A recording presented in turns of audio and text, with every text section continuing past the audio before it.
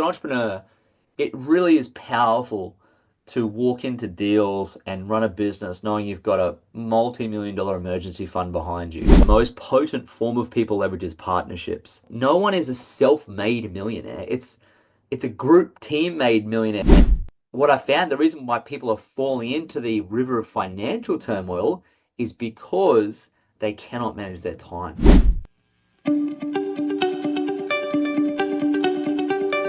What one key piece of advice would you like to give to all the entrepreneurs watching and listening today? Look for profit margins and cash flow, not necessarily just your passion. So look at the economics of a business before you get into it and perhaps clone success. Hey, and welcome to another episode of the Business Growth Show. I'm your host, Ethan Cassiotis, and today I have an awesome guest. His name is Lloyd Ross, and he's a seven-figure investor and entrepreneur, a two-comma club award winner in ClickFunnels, and a legacy club millionaire with Isagenix. And Lloyd has authored 3 books: Money Grows on Trees, Wealth Building Made Simple, Money Buys Happiness, The Truth About Money and Fulfillment, and Become Time Rich. His latest book, published by Wiley. And he hosts the acclaimed Money Grows on Trees podcast with over 150 5-star reviews and a dynamic international speaker. And outside of business, he enjoys writing, travel, and managing a multi-million-dollar share portfolio. And he lives with his wife, Alicia, and their sausage dog, Elvis. Welcome, Lloyd, and thanks for being on the Business Grow Show. Thanks for having me on the show, Ethan. I really appreciate it. Great introduction there. I hope that guy shows up. He sounds pretty cool. So you're welcome, mate. I like to start with Thanks. some energy and Great. plenty of stuff there. And just side note, I like that you called the sausage dog Elvis as well. Yeah, my wife called him Elvis. What a cool did you? name. Yeah, he's the He's king. in our house. He lives on, right? Yeah, it's awesome. Well, I'm sure it's going to be a great podcast for everyone watching and listening today. And you are a successful entrepreneur. So for those people who don't know who you are, just introduce yourself by telling us a little bit more about you and your journey. Yeah, interesting, isn't it? Because I started out, well, I went to university back in, year 2000 and so on, and before online business was kind of a thing. So that was the path I took then. And then became a lawyer and then got a job in Abu Dhabi on the Formula One Grand Prix circuit project when I was 23. So it was pretty rad, but I got sick of 9 to 5. I was commuting like 2 hours to and from work every day and it ate me up. Like I was just like, is this really what I was ordained to do? Like, is this what I should be doing? And the answer was no, but had to kind of come to terms with that. Got out of there, got into property with my dad. Here in Australia, we rebuilt a family property business together after the GFC kind of decimated the industry, and that was great. So 7 years I was with him doing that, and learned a lot about small business management and marketing, and we flipped it all. It was just quite a baptism of fire of bits going out of 9 to 5 into small business. And then I started in network marketing as a side hustle because I had a 9 to 5 or I had a business in property selling, but I wanted to do more with my time, 5 to 9. So my sister was the one that my wife and my sister got me into this little network marketing side hustle. So I did that on the weekends, loved it. It was so much fun, helping people get in shape. And so I built that up to, it took us about 4 years to build that up to a level of income that allowed us to effectively leave this 9 to 5 life behind, which was in 2018. So that was where I was kind of financially independent. Along the journey, got into shares fairly early and started always saving and investing in there. So that also helped me transition out of 9 to 5. We had some dividend income from that. Didn't have a lot, had no debt, and didn't actually get into any property, incidentally. I'm one of these rare Australians that doesn't own property. You could put me up on the wall as like a rare artifact. And so that was how we became financially independent. And then from there, I guess I wanted to share that story of how we did that. And I shared it in that first book, Money Grows on Trees. And that was fairly successful. Went and wrote the other book, Money Buys Happiness, and that built this education business we have now, which we started in COVID. It's now in its 5th year. And had some tremendous success with that, which then, of course, led us to the latest book, Become Time Rich, which is, my new baby that is published now by Wiley, comes out on the 29th of May on Amazon. And doing a big fun book launch for that, Alex Hormozi style, hopefully get a lot of people excited and jump on and have a party.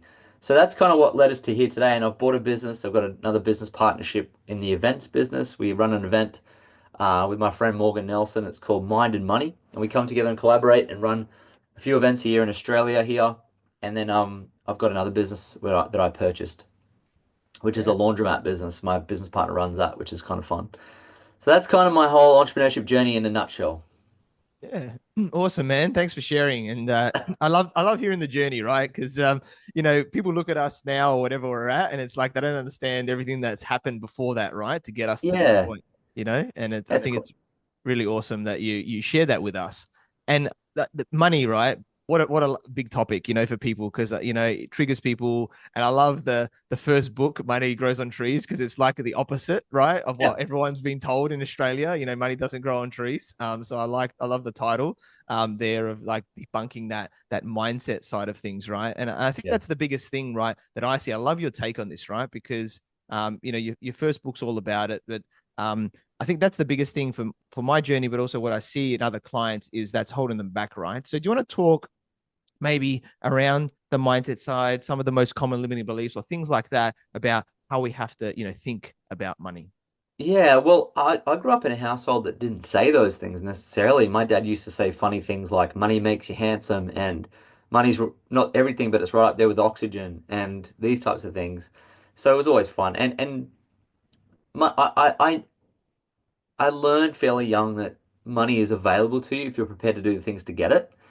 And so I went after it, of course. It's a very competitive commodity, money, because everyone wants it, but I was prepared to put in the precursors to get it. But one of the things, the reason I called my books Money Buys Happiness and Money Grows on Trees, because people doesn't don't think that that's what happens, but it does if you believe that. So the first time I realized that money does grow on trees is when I bought my first shares in Westpac Bank, incidentally, which is an Australian bank, one of Australia's oldest banks. I bought some shares in that. I think I spent $2,000 on my very first shares. And I remember one day I went downstairs to the mail to collect the dividend check from the bank. They send you dividends, the bank stocks. And I opened up the mailbox, pulled out this envelope. And in those days, they would send you the dividend check in the post as a check. And I pulled out this check, and it was a physical check. I was like, wow. And it was $90. And it was tax-free income because of the imputation credits and franking credits we have in Australia. So I pulled out this check, and I'm like, wow, money does grow on trees because I went downstairs and picked it off the tree. It's just that you got to know what seed to plant, and you got to know how to do it. But it definitely does. And that was that moment I thought, you know what? It does grow on trees, and I want to plant more trees. So that's kind of what allowed me to do that, become financially independent at a young age, and write that first book. And beyond that, my second book, Money Buys Happiness, it's what triggers people the most. And so what money does do is give you the ingredients to build a happier life. And if you know how to earn it and spend it the correct way, if you're earning it in an enjoyable way, you're spending it correctly on things that are going to build wealth in your life and not just status, which is what people do spend it on, then it will bring tremendous joy and happiness to your life. So I often say to people, hey, if money doesn't buy happiness, then why would you go and get any? And they go, oh, yeah, maybe I should change my mindset. Maybe it can bring happiness. It's better to have that mindset than the opposite because it would just be harder for you to get money and make money and multiply it if you don't think it can bring any happiness. Yeah, awesome, man. I completely agree, right? And I love these little, beliefs and stuff that go there. And I guess because that you've written those books, that's how you've gone. And I'm sure it's an evolvement, right? Like with anything, where over time, you start to get better with money, more confident. You start to go, I want to add some more things. So, is there any other types of, I guess, sayings or beliefs that you could share with us that might be a great way to think about money? Yeah, of course, definitely. I think I learnt some of this from my mum, just from her quips. She would often say, look after the pennies and the pounds will follow. And I think a lot of people turn their nose up at small money. They're just, oh no, that's just spare change. But small money, if you plug the hole in your sh leaking ship, a small hole will sink a big ship. And so looking after the smaller money is still important. You don't have to be a Scrooge, and you don't have to be hyper frugal, but you do have to look after your money. And that includes every month doing an audit of your statements and seeing where it's going. And very few people do that. But the other thing I learned too at a young age, I read a book called The Richest Man in Babylon. Very, very, very popular book. And my grade 11 English teacher, Mr. Barber, was the one that suggested it. So I often joke to people and say, hey, I learned about money at school. And so he told me to go read the book. I did. And in that book, it talks about paying yourself first. And it's a notion of reverse saving. So most people, how they save is they'll spend all their money and they'll say, whatever's left, I'll save it. Whereas the pay yourself first principle is when I get paid, I'm putting the money away into another account first, then I'll spend the rest. And I think that is what I've done my whole life for as long as I can remember, which has totally helped me to build a multi-million dollar share portfolio, no debt, no margin, no inheritance. And I did that from just putting aside a little bit every time I got paid. And I've done that for 15 years, and the results are astounding. It's just that entrepreneurs don't do that because they're so good at making money, right? Entrepreneurs can make money, right? I can make money. And that's the gift that entrepreneurs have by serving the world. But because they make it so simply and so easily, they often turn their nose up at, oh, why do I need to save and invest it? Because I can just make it anytime. And so you got to be careful falling into that trap because one day you may get sick or you may lose, a regulation may come and wipe out your business, and you got to have a bit of a backup plan. And I'm sure you've heard the saying from entrepreneurs, burn the boats, burn. And it talks about I think the Greek invasion of Sparta or something, where it's like, let's burn these boats and go forward because there's no escape. But I like to have a little dinghy around the corner, just nice to have it there. So I think those little principles have helped me, and that's what I teach. Yeah, awesome, man. That risk management side of things, right? Like, yeah, you want to, Yes. take more risk as you go on, but you also want to Yeah. have something in the background. So, something happens, you're going to be all right, in Yeah, the end. that's right. Yeah, it's nice. And I tell you what, as an entrepreneur, it really is powerful to walk into deals and run a business knowing you've got a multi-million dollar emergency fund behind you. Like the level of confidence you can have in your businesses is powerful because it's liquid. And as I said earlier in the show, I'm one of those rare artifacts that become a multi-millionaire in Australia without owning property, which I mean, I don't know. I mean, people have done it. A lot of people have done it, but there's more people that have really built their wealth through the massive property boom we've had in this country. So I like that. I'm kind of proud of that actually. Yeah, it Never is, did. man. It's a big effort, like, because property's easy, so to speak, right? Like, as if you've had a property for 30 years and it's in a decent suburb, Yeah, it's multi-squillionaire by doing not much. by Yeah, doing not much, right? Whereas you've learned the principles and you've stayed consistent with them over time, and money compounds, right? So then that's why you've been able to build it to this big. And I think the really key word you said was liquid there, right? Because the yeah, property is liquid. liquid. You can't just sell a property tomorrow if you need money, right? Yeah, Whereas takes a bit you've of got time. access to funds, which Yep. makes it very appealing, right? To be able to make Yeah, financial decisions later. Yeah. totally. Well, it allowed us to buy the latest business. It just like it's the first time we'd done that, acquired a business, and so there were some unknowns there, and a couple of things caught up. Like the security deposit was an extra 3 months of rent, and the we underrated the stamp duty a little bit, and like there was elements of that, and the bank didn't give us as much money as what we wanted, and so there was these pitfalls. And if I didn't have that liquid cash, like liquid asset there, maybe the deal wouldn't have happened because I would have had to maybe get an equity line of 3 or 4 weeks. It would have delayed the deal. So it gives you fast cash. Not that I'm in a position where I want to liquidate my portfolio, but it is a nice feeling to have to know you can put your hands on a few million bucks pretty quickly. Yeah. Awesome, man. Yeah. Love that. And I guess a lot of people learn from mistakes as well, right? And everything like that. Yep. So you sound like you've done a lot of good things, but I'm sure there's been some challenges or mistakes financially that's happened a little bit over Yeah. time. Do you want to talk maybe Well, about a mistake or something that's yeah, popped up? ironically, I probably should have bought a property 15 years ago. That's probably a mistake. Because easy money is good money too. Like I would have loved to do that, but I guess it does it having the liquid cash did put me into multiple businesses and create financial independence. So I can't regret it for sure. Some mistakes I've made. I guess I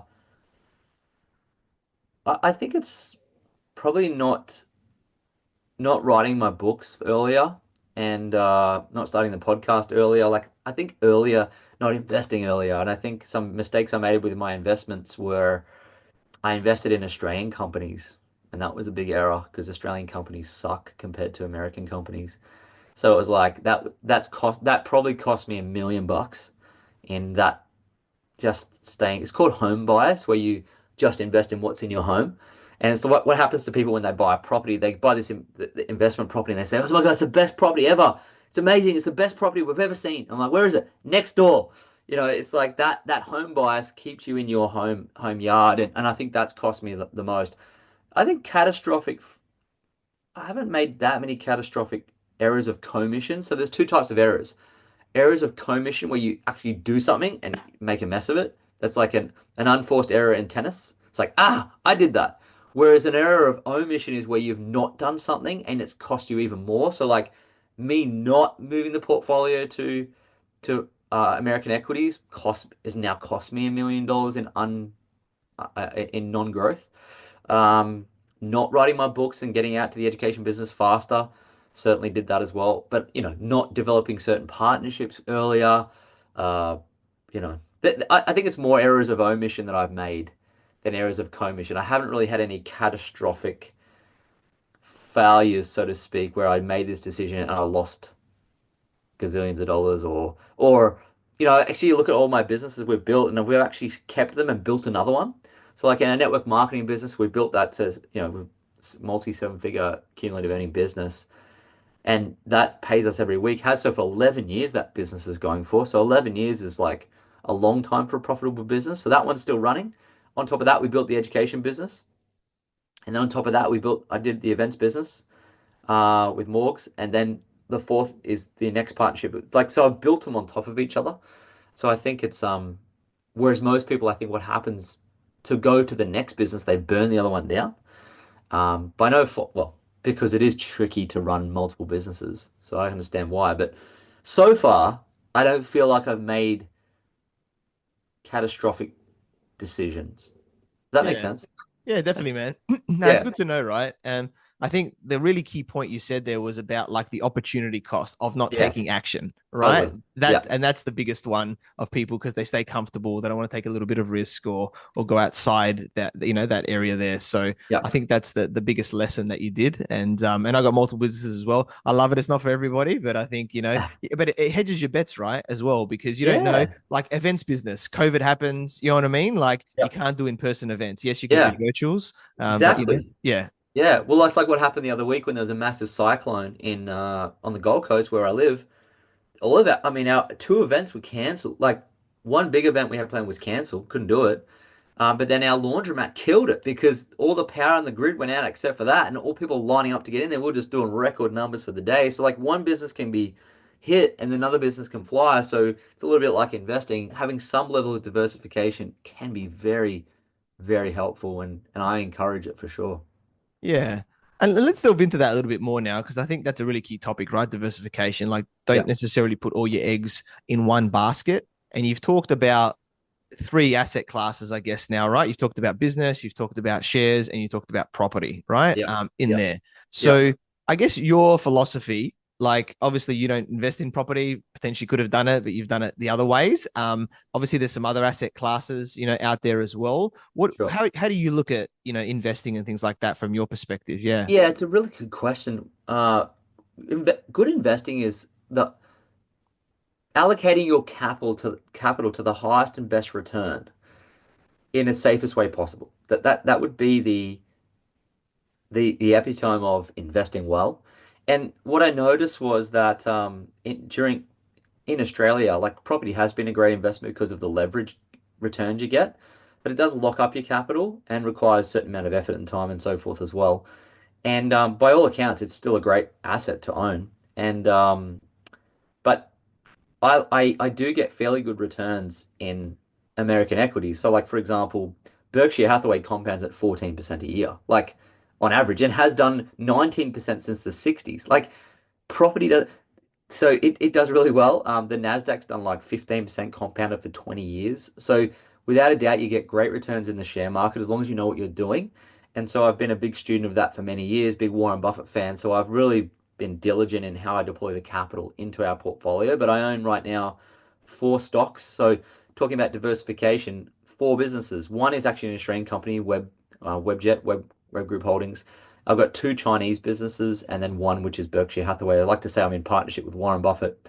So that small portfolio, that concentrated portfolio is still diversified. But getting into the businesses that I've got into as well, they've been high return on capital businesses. I haven't just jumped into like, for example, I didn't want to get into the restaurant business. Like That looks like no one succeeds at that. It's so hard. The margins are razor thin, high amounts of people required. Like it was pretty obvious to me what businesses not to get into.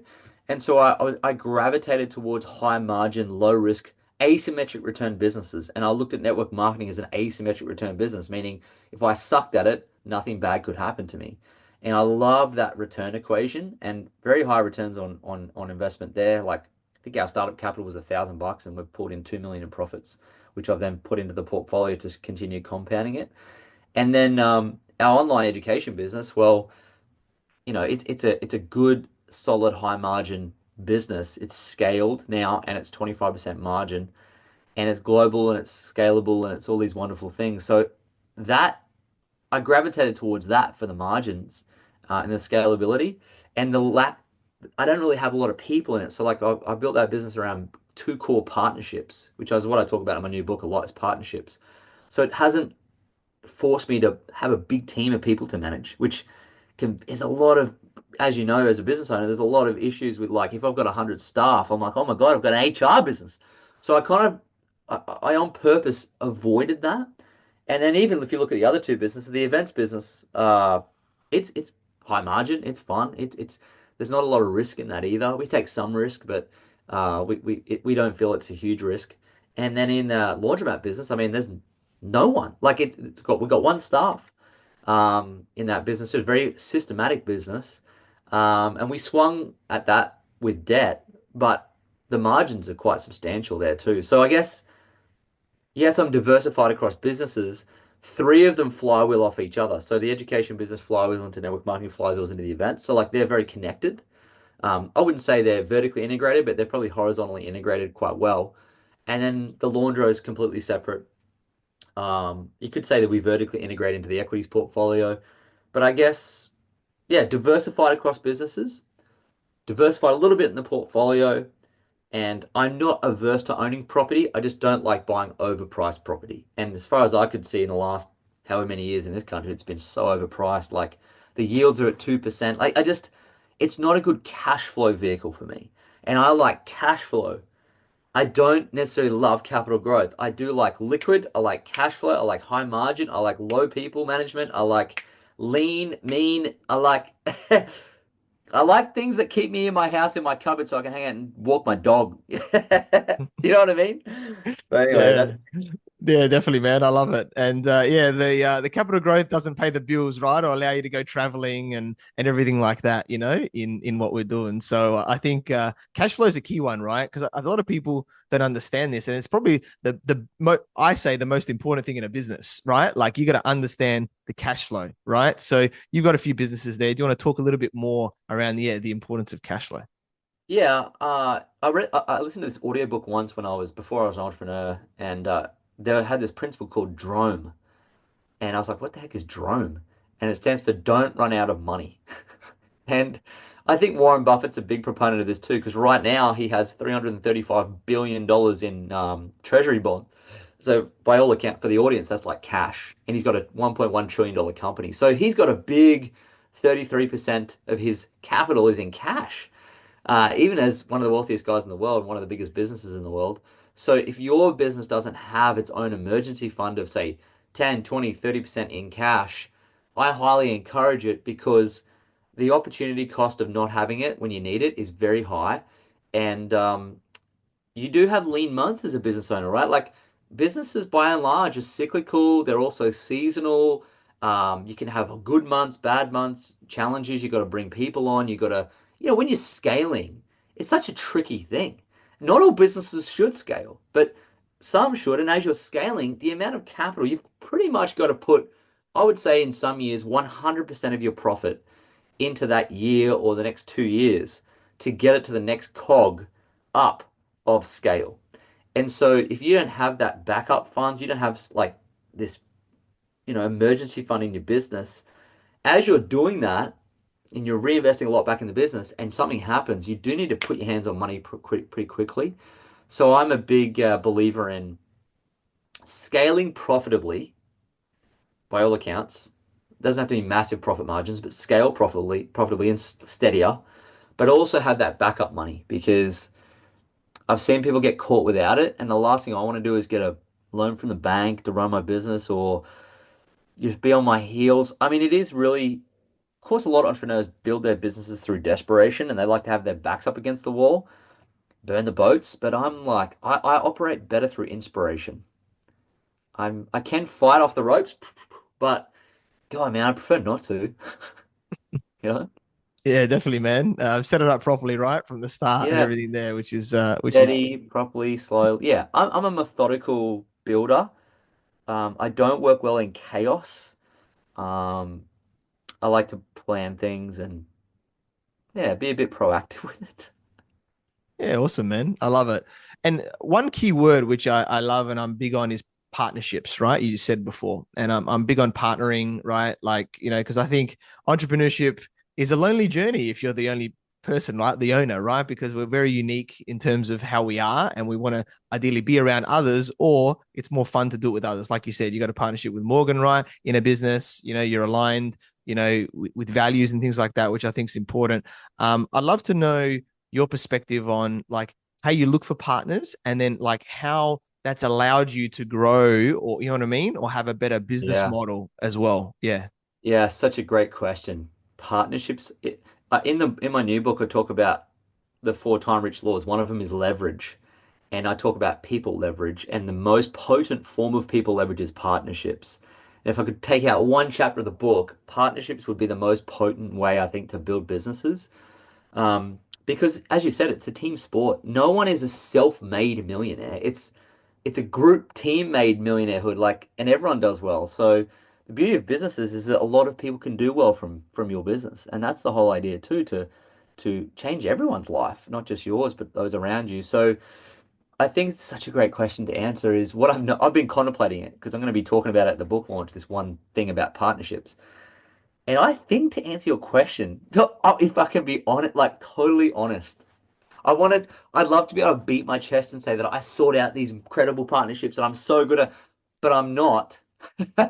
What happened to me, I think of like our network marketing business is a partnership. I run it with my wife and the company we partner with. My education business, I got two wonderful partners in that. Morgs in the events business, and then my partner. So out of all of them, they've all come to me. And so, like, I didn't see. So, I guess the answer to the question is be a person of value so you deserve good partners and attract good partners. So, I attracted that from my sister and my wife to be in network marketing because I thought, oh, Lloyd will probably be good at, let's do this together. And that's worked out really well.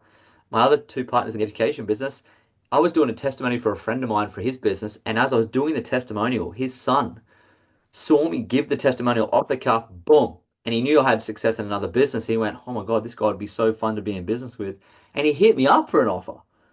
And I was like, "Yeah, I'm keen to do that." I love, yep, sounds good. I mean, the offer was solid, so I'm like, I didn't just go off willy-nilly. And then the other one, a buddy of mine referred me to someone. I was trying to outsource my sales. It was just like crushing me. And a buddy told me about this person, and so I hit this guy up from this friend of mine, and he was a perfect fit. So I didn't do much to find him. Um, then Morgs hit me up. He went for a coffee. He's like, "Hey man, I think we should collab and do an event together because my people are at mindset, your people are money. Let's do a mind and money collab." And I was like, because we're already kind of collaborating on referrals and stuff, and we've been friends for many, many years. And so I said, "All right, sounds good." And then the final one, a buddy of mine came to me at a random. I knew him for 15 years, and he said, "Lloyd, I'm thinking about getting this real estate deal. What do you think of it?" I said, "I think it's crap." So I think it's terrible. He's like, "Really?" I'm like, "Yeah, I wouldn't. I don't. I think it's going to be hard." That's what I meant. Like it looks tricky, and I knew his background and his skill set. I'm like, you know what, man? You should like buy a laundromat or like, buy a traditional subscription-based business. He's like, "Oh, didn't think of that." And I said, yeah, that's what I'd do. And I wanted one too, because I'd been listening to Cody Sanchez for however long. I'm like, that'd be kind of cool. And he said, all right, sounds good. He said to me, but would you be a partner in it with me if I did it? I was like, oh, yeah. So then we shook hands at the cafe. And then, like, only a week later, he's like, I found one. And I'm like, holy crap, now I got to go buy this laundry. So, and I shook his hand, so I was in. But at the same time, he was really the partner that kind of found me in that scenario. So I guess I didn't really seek him out, but I like to, I've got good discernment. So I know I watch people a lot when they don't know I'm watching them, not in a weird, creepy way, but like I watched Morgan develop over eight, because we'd known each other for so long. I was watching, his values and integrity, and I'm sure he's watching mine too. And same as my other friend. My other friend with the laundry, he taught me to play golf. And he said to me, Lloyd, golf is something you need to learn because it's the only way you can spend 4 hours with someone uninterrupted. And like he said, like a CEO, I was like, wow. So I watch how he played golf. So you're watching how do they cheat? Do they kick the ball? Do they lose?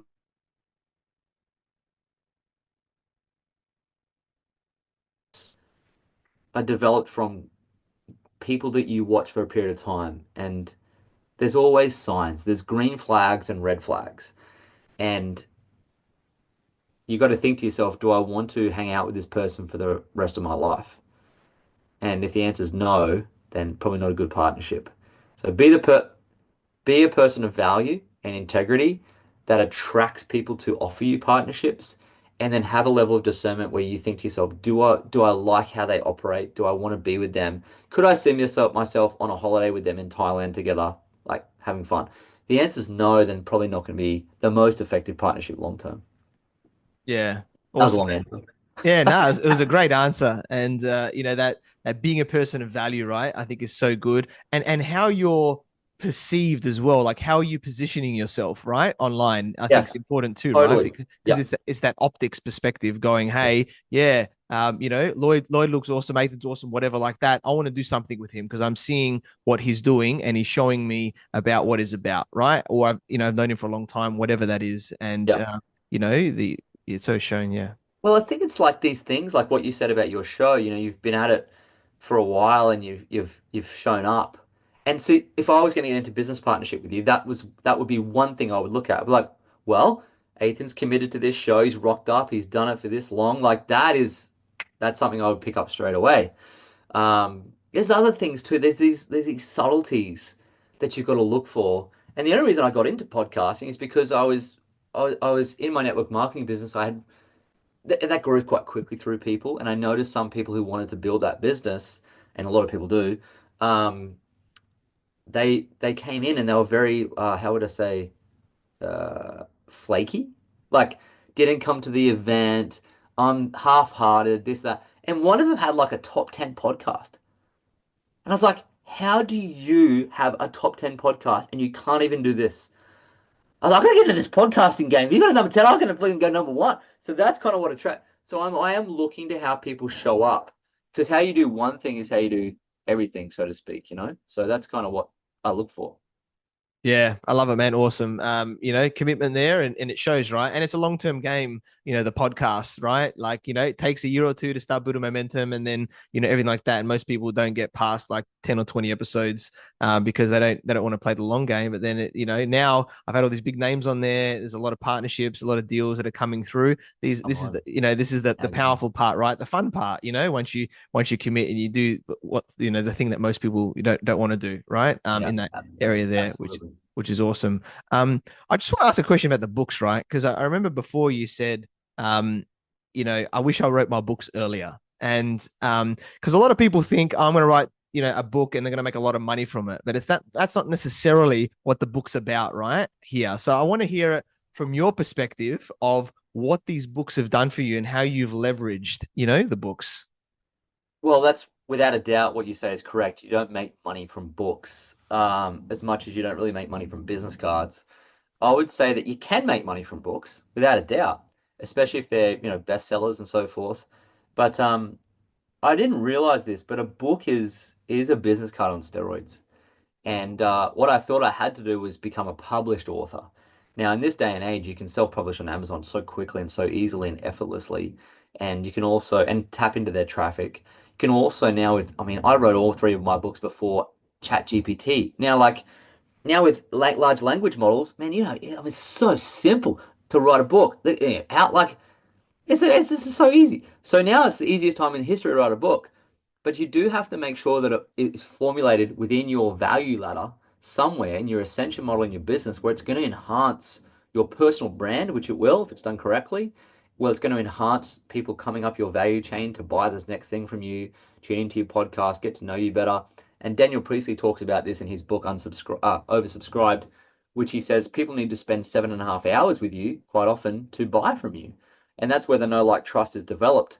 And so having a book means that someone can spend 4 hours or 5 hours with you and you're not there.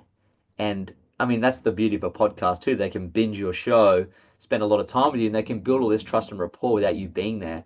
So I would say a book is a repeatable value exchange that enhances the ability for you to know, like, and trust and get your message out there. The trick to it is that I feel it's got to form a piece of your business, not just a random book that's out there. Like, I know so many people have written a book, like, I wrote a book and it's about their life. No one knows who they are. And also, no one really cares about your story as much as what you think. They care about their story.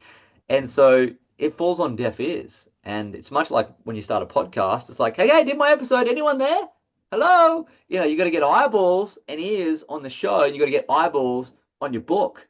And so it's all about the traffic. And so I would say that if you're going to write a book, make sure that it's one, a part of your business where you can actually generate clients from it, and much like a podcast, and make sure that you can get eyeballs on it if you do self-publish it.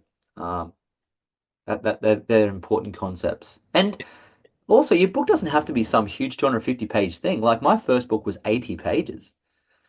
So I would say that that's sometimes even better because people want to finish books and they don't really often finish them. So to give them a nice bit of self-esteem, give them a smaller book that they can finish. I think that's why people love my first book so much, because it was encapsulated quite quickly for them. Yeah, awesome, man. Love it. Really framed on how to put it, like you said, in your value ladder, and it enhances everything else that you're doing there. One other thing that I know you speak a lot about is around time management. You talk about this in your latest book as well, that's coming out shortly. So talk about, like, a lot of people think, do I write a list? What's going on here? How do I become a high performer, right? Or whatever like that. How do we look at time management and, I guess, productivity in what we do in business and life? Yeah. Well, what I noticed, the reason I wrote this book, this is the new one, I'm super excited for it. I'm like, come on, let's go publish. Is because a lot of my students in the financial space, so like I have a mentorship program around money. It's kind of like a money school. And those who come in and want some help, some hands-on help, we take them through a 6-month program. And in that program, I noticed a lot of them were struggling to do the basic stuff required to build wealth because they were in absolute chaos in their life and they were overwhelmed. I'm overwhelmed. I'm overwhelmed. And you hear this like, I'm just overwhelmed. And the reason people are overwhelmed is because they're disorganized and they don't have any time management principles that they can follow. And so I realized that a student of mine said, Lloyd, the fact you're writing this book is kind of reminds me of this quote, which I put in the book by Desmond Tutu. And he said, at some point, we've got to stop pulling people out of the river and go upstream and find out why they're falling in. And what I found, the reason why people are falling into the river of financial turmoil is because they cannot manage their time. And so if we skin that right back, the time management principles I talk about are around 4 laws. The law of definite purpose, the law of elimination, which is huge. People are just not eliminating things.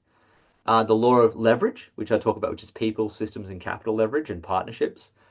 And then the law of priority, which talks about setting boundaries, eliminating hurry, and prioritizing your tasks accordingly. So these 4 laws are the embedded piece of the book that I've used to be able to scale the businesses, build more than one, create, like, I'll walk my dog. Like, I live this amazing, I can go for lunch with my wife today. And so there's a lot of this that I live and breathe, but I noticed people didn't have that in their life. So the book is designed to give you these 4 frameworks to follow. And then the tactics are in the book to how to implement. So like, you could read it, understand the theory and go, okay, what do I do now? So at the end of each chapter, I've got, hey, now let's go do this. And so getting to your question about should I do a to-do list, I think the very first thing that people should do is a not to do list. And that really changes how they approach their life. I don't think people are just trying to add more stuff. It's like how the government just adds more laws, doesn't take away any laws. And of course, you just get overburdened with regulation, same as your own life. And so I would say the best thing to do is write a not to do list. There's actually three lists I talk about. A shouldn't do list, which are things below your hourly rate you shouldn't do, low value tasks. A can't do list, and that's things that you just cannot do. Like I can't do design work, so I'm never going to do that. So outsource it. And then the I don't want to do list. So you end up doing that in business where it's like, you know what, that doesn't light me up. I don't want to do it anymore. So I'm like, I don't want to do that. Like I don't want to do sales anymore. I don't. So I like so like I write those three lists, and that should dictate what you delegate, what you outsource, and what you systemize. And it's a very powerful experience to go through. But then following that, I have a very simple six thing to do list in my phone and my notes I talk about in the book called my Dominate list. And just doing six things a day will actually progress you a lot faster than having this massive 30 thing to do list. And I'm sure you operate the same way. It's like, what six things can I be absolutely dominating today that's going to move me forward? If you do that for like, I don't know, 20 years, you're going to be so progressed compared to others. And so there's some of the things I talk about in the book, and there's a lot more than that. But Yeah, that was awesome, man. You shared like so much gold there. And what I liked at the end, you said a six thing. Like a lot of people say the top three, but you're like, no, I'm going to double that and do six, and everything because it's still it's not too much, but it's enough to what? do a bit more, right? Yeah, and the reason I like a mentor once taught me that, but it comes from a guy called Ivy Lee. Have you heard of him? It sounds familiar. Yeah. So Ivy Lee was this consultant that back in the 30s that consulted to Charles Schwab, who was running Bethlehem Steel.